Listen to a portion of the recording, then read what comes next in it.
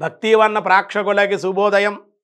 శరన్నవరాత్రి మహోత్సవాలలో ఈరోజు ఏకాదశి దివసం 11వ రోజు విజయదశమి రోజు. భారతీయులకి ప్రవాస భారతీయులకి కూడా తెలుగువన్ భక్తివన్ తరపున విజయదశమి శుభాకాంక్షలు, శుభ ఆశీస్సులు. ఈరోజు అవతారాలలో అమ్మవారు విశేషంగా ఈరోజు శ్రీశైలంలో కూడా రాజరాజేశ్వరి అమ్మవారుగా అవతరింపబడి ఉన్నారు. చిత్రాన్నము, లడ్డు, మహానైవేద్యం, పూర్ణాలు కూడా నివేదన చేయాలి.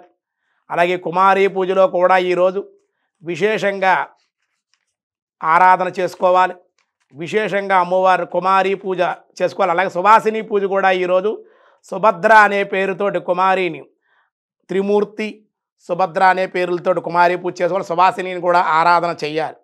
ఈవేళ మనకి ఇన్ని ఉగ్ర రూపాలతో చండముండుల్ని, అలాగే మనకి ఎంతోమంది దుర్గమాసురుణ్ణి, రక్తబీజుణ్ణి ఇలా ఎంతోమంది సంహరిస్తూ వచ్చిన అమ్మవారు చాలా ఉగ్రంగా ఊగిపోతూ ఉంది. అటువంటి అమ్మవారిని ఈవేళ శాంతస్వరూపిణిగా రాజరాజేశ్వరి అవతారంలో అమ్మవారు ఉన్నారు. ఈవిడ కూడా షోడశాక్షరి మహామంత్ర స్వరూపిణిగా శ్రీచక్ర అధిష్టాన చక్రవర్తి అయి రాజరాజేశ్వరి అమ్మవారు సర్వశుభాలని, సర్వ సంపదల్ని, అధికారాలని ఇస్తున్నమాట, పదవుల్ని కూడా ఇస్తూ ఉంటుంది. అటువంటి అమ్మవారు విశేషంగా ఈరోజు అవతరించి ఉన్నారు. ఈ అమ్మవారు ఎలా ఉన్నారయ్యా అంటే అంబాశాంబవి చంద్రమౌళి రబల పర్ణ ఉమా పార్వతి కాళీ హైమవతి శివా త్రినయని కాత్యాయిని భైరవి సావిత్రీ నవయౌవన శుభకరి సామ్రాజ్య లక్ష్మీ ప్రద చిద్రూపీ పరదేవత భగవతి శ్రీరాజరాజేశ్వరి. అమ్మ గుణత్రయములకు కారణభూతురాలవు, శంభుని భార్యవు శాంభవి అన్నారమ్మా. కాబట్టి చంద్రకళల చేత చంద్రమౌళిని, చంద్రుని కూడా ధరించేటువంటి దానవు. అటువంటి ఉమా, అలాగే పర్వతరాజ హిమవంతున పుత్రిక దాక్షాయిని, దక్షయజ్ఞమును తండ్రి యందు కోపించిన దానవు, సతి అయి కాళీ అయి పార్వతి అయి అవతరించిన సర్వమంగళదాయిని అని వేడుకున్నారు. ఇంకా ఏమంటారంటే అంబా మోహిని దేవతా త్రిభువని ఆనంద సందాయిని వీణా పల్లవ పాని వేణు మురళి గాన ప్రియాలోలిని కళ్యాణి ఉడిరాజ బింబవదన సూక్ష్మాక్ష సంహారిణి చిద్రూపీ పరదేవత భగవతి శ్రీరాజరాజేశ్వరి. ఇంకా ఏమంటారంటే అంబానోపుర రత్న గంగనధరి కేయూరహారావళి జాతి చంపక వైజయంతి లహరి గేవైహ వైరాజిత వీణా వేణు వినోదిని మండితకర వీరాసన సంస్థిత చిద్రూపీ పరదేవత భగవతి శ్రీరాజరాజేశ్వరి అన్నారు. ఈ రాజరాజేశ్వరి అమ్మవారు 4 భుజాలు కలిగి ఉంటుంది. పాశాంకుశధరం, ఇక్షుకండ పుష్పబాణాలు ధరించి పాశము అంకుశము. ఎవరైతే భక్తులు ఉన్నారో ఆ భక్తులు, తరింపలేని భక్తుల దగ్గరికి పాశంతో లాక్కుంటుంది. వాళ్ళ పాపాలు, వాళ్ళ కర్మలో కూడా అంకుశంతో నరికి పాడేస్తుంది, దరి చేర్చుకుంటుంది. చెరుకుగడ చాలా కోపంలో ఊగిపోతూ ఉంటే అమ్మవారు పంచబాణాలు ఉంటాయి. ఆవిడ మాయాస్వరూపిణి. మన్మధుడి దగ్గరే ఆ బాణం, నారాయణుడి దగ్గరే ఉంటుంది. ఆయన మాయను పరమశివుడు కూడా తప్పించుకోలేడు, జగన్మాతది. అటువంటి మాయ సోదరుడు విష్ణుమూర్తి తప్పించుకోగలడు. అటువంటి ఆయన చూసి ఈ లోకాలన్నీ కల్లోలం చేసేస్తున్న అమ్మవారు కోపిస్తోందని చెప్పి ఇంతమందిని సంహరించింది. కాబట్టి ఉగ్రత్వం తగ్గించాలని చెప్పి తీపి చెరుకుగడ్డను పట్టు చేతిలో పెట్టారు ఇక్షుగండం. అదే కోపంగా ఉన్నవాడికి తీపి పదార్థం దగ్గరగా పెట్టాలి. బాగా దగ్గరగా పడితే విసిరి కొడతాడు. కానీ కొంచెం దగ్గరగా పెడితే ఆ తీపి ఏమైనా తిన్నారనుకోండి కోపం తగ్గిపోతుందట. ఇదొక సైన్సు. కాబట్టి ఆ ఇక్షుఖండం చెరుకుగడ దగ్గర పెట్టేది అమ్మవారి శాంతాన్ని పొందింది. పంచబాణాలతోటి, ఇక్షుఖండంతో, పాశాంకుశాలతోటి. ఈరోజు అమ్మవారికి గ్రీన్ కలర్ అంటే ఆకుపచ్చ చీరను కట్టాలి. అలాగే పులిహోర, కదంబాన్ని, అమ్మవారికి చలివిడి, పానకము, అలాగే కేసరిని ఆకుపచ్చగా కేసరి కలర్ వేసి తయారు చేసుకోవచ్చు. వడపప్పు, పానకము, చలివిడి, మహానైవేద్యం, పూర్ణంబూర్లు, గారెలు, పూర్ణంబూజులు, అలాగే మనకి పులుసుతోటి నైవేద్యం పెట్టాలి. ఈవేళ అందరు అమ్మవార్లకి కూడా ఈవేళ పూర్ణంబూరు తప్పనిసరిగా ఉండి పులుసు ఉండి నైవేద్యం పెట్టి అవి 2 భాగాలుగా చేసి ఒక భాగాన్ని చాకలికి ఒక మంగళకి ఇచ్చుకోవాలి. ఇంట్లో గోడకి పసుపు రాసి బొట్టు పెట్టి ఈ విధంగా మహానైవేద్యాన్ని అమ్మవారికి దసరా రోజుని చెయ్యాలి. కాబట్టి విశేషంగా చెప్పారు. రాజరాజేశ్వరమ్మ శాంత స్వరూపిణి అటువంటి అమ్మవారిని ఆరాధిస్తే విశేషమైన సత్ఫలితాలు, ఈ ఇన్ని రోజులు ఆరాధించినటువంటి షట్చక్రాలు ఉత్తేజనం పొందుతాయి. మన దేహంలో ఉండే నవరంధ్రాలు కూడా శుద్ధిని పొందుతాయి. దేహంలో అనుకోకుండా శక్తి కలుగుతుంది. ఈ నవరాత్రి వ్రతాన్ని రామచంద్రుడు ఆరాధించాడు, పాండవులు అర్చించారు.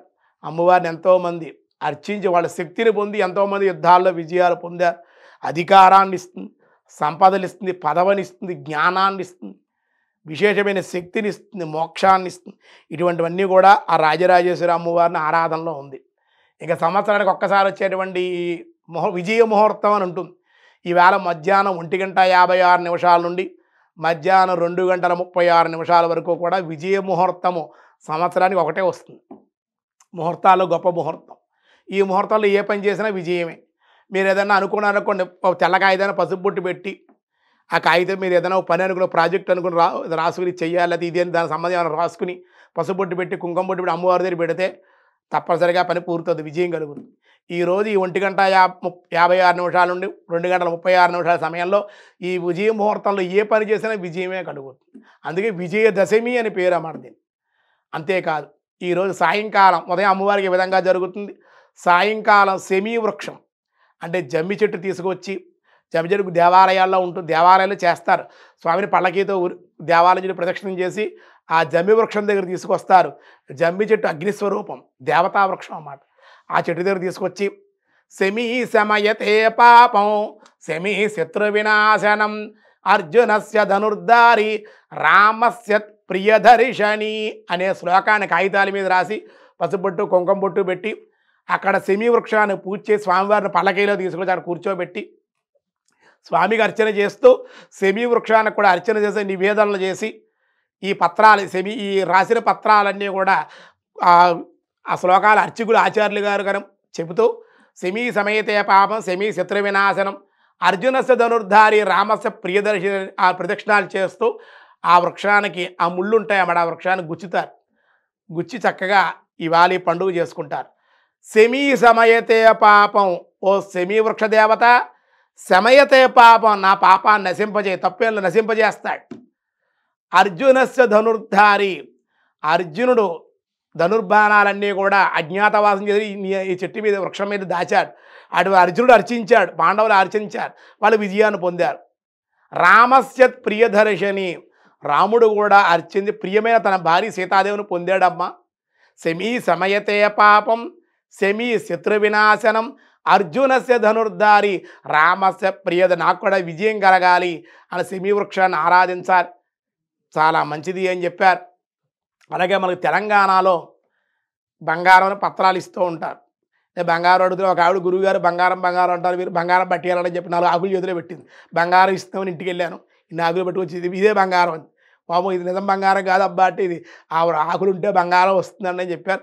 చాలా మంచిది, అంటే బీరువాలో పెట్టుకుంటే బంగారం అవుతుంది. పాలపెట్ట దర్శనం చేయమన్నారు. ఇవాళ పాలపెట్టను కూడా చూస్తారు, అది కూడా మంచిదని చెప్పారు. నూతన వస్త్రాలు తలంటి స్నానం చేయాలి.